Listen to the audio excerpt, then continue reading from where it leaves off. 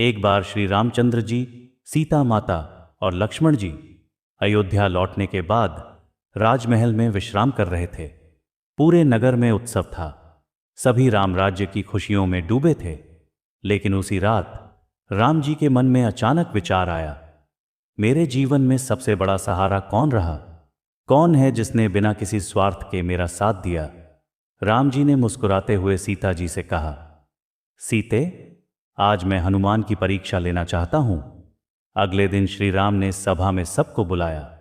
उन्होंने आदेश दिया, जो कोई मेरे लिए यह दुर्लभ रत्नमाला, विशेष मणियों की माला लेकर आएगा, वही मेरा सबसे प्रिय भक्त कहलाएगा।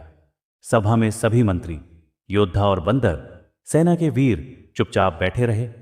किसी में इतनी शक्ति नहीं थी कि उस रत्नमाला को खोज कर ला सके।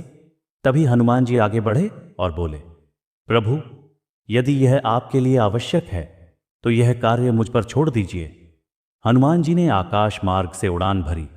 उन्होंने समुद्र पार किया, पर्वतों को लांघा और अंततः नागलोक पहुंच गए, जहां वह दिव्य रत्नमाला छिपी थी। लेकिन नागलोक का रक्षक बड़ा भयंकर था। उसने हनुमान जी से कहा, हे वानर, इस माला को केवल वही ले जा सकता है जिसके हृदय में राम सच्चे भाव से बसे हों। हनुमान जी ने बिना कुछ कहे अपनी छाती फाड़ी और श्री राम सीता का दिव्य रूप दिखा दिया।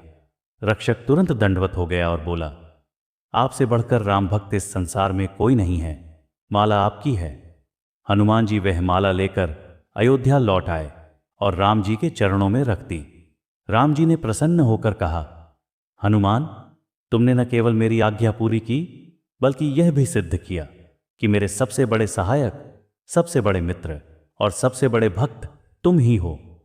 उस दिन से ही राम जी ने घोषणा की, जहां जहां मेरा नाम होगा वहां वहां हनुमान अवश्य होंगे।